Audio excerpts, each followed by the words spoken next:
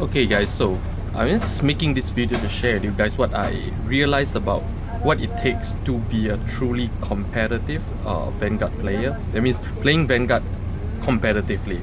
Now, I've been playing Vanguard for only about 3 months, but ever since the very beginning, like on the second week of my Vanguard, I've been hitting tournaments non-stop. So in just 3 months, I probably done over 10 plus tournaments. 1, 2, 3, 2, 4, 6, 8. Oh, probably closer to 20. I didn't count.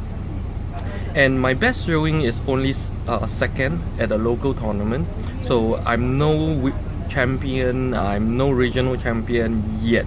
That's coming because I met my goal of being top 3 this month, and I'm going towards getting my first regional top 8 within a year. That's my goal, and then worlds by the following year. So I think I'm still on track, but you know, like hitting so many tournaments allows me to have this little insight about what the real difference between a competitive Vanguard and a casual Vanguard is. Now, for most casual Vanguard players, it's like you would imagine like competitive playing is like there's just this bunch of meta players who just grab themselves the newest, shiniest meta deck and then go at each other depending on luck to win. This is what a lot of people think competitive Vanguard is all about. You just grab a meta deck, go head to head with another guy, and if you're lucky you win, and then the champion seems to be the luckiest of them all, which is not so. So far, I find that there's a lot more. It takes a lot more to be a competitive Vanguard player.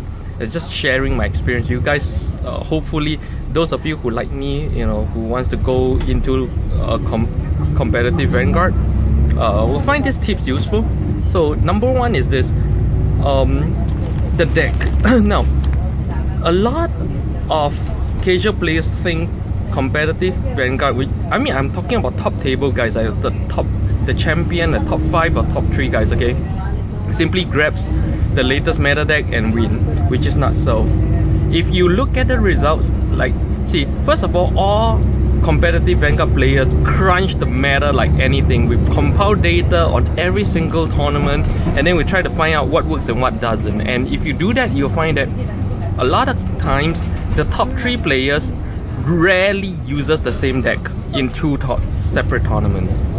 And in fact, those decks that you will regard as a meta deck, you know, are actually new decks that these guys made for that tournament. They won, it gets promoted, and then you know what? The rest of the world just follows behind and starts using that deck when that guy has moved on to other stuff that he creates. So, see, the top table Vanguard is all about continuous creation of new meta. That means the really good competitive players, I'm talking about world champion level kind of thing, okay, they create the meta. They don't follow the meta. Yes, they create the meta.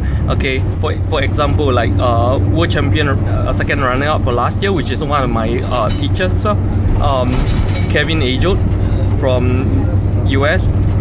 He created the Onstra. After that, he rarely used it in any other major tournament because everybody will be using it and everybody will be tacking against it.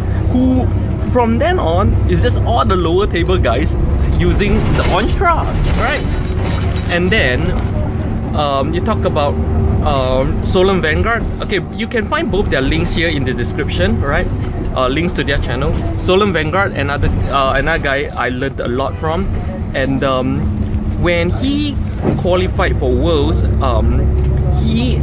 back then it was the NLK Assassin Loop deck that's like winning, but he created a new NLK Assassin Loop that requires no striding and won all the way to Worlds. Like, he was undefeated because he created that new thing, that new meta. You guys see what I'm talking about now? Yes, being the winner is not picking up a meta deck and winning. Being the winner, being competitive, is about creating the meta, right? And then, more important than the deck, I think the deck is just the beginning. So a lot of people think that, like, in competitive Vanguard, you just grab a meta deck and then you automatically like win. But no, I realized that competitive Vanguard requires a lot of personal skill. I'm talking about flawless execution and everything. Things like casual players, you just casually brush by, like, you know, you put this card down and then you say, oh sorry, I'm gonna do that, oh sorry, I'm gonna do that. Just ask yourself, how many times a day you do that? How many times in a single battle do you do that? Okay, ask yourself that. In competitive Vanguard, no, you do that, people are gonna shuck you for the rule and get you disqualified right away.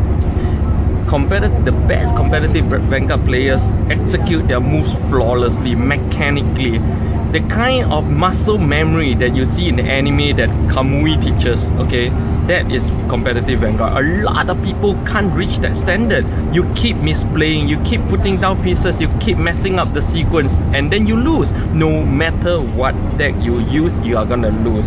And then on another level, we're talking about your tournament experience, how well you hold your nerves, how well you, as a human being, how well you deal with stress and things like that. If you can't handle stress, you're gonna misplay, especially in major tournaments, and then you're gonna lose.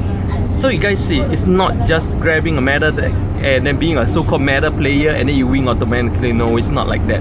Competitive Vanguard requires a lot from you. It is like a sport.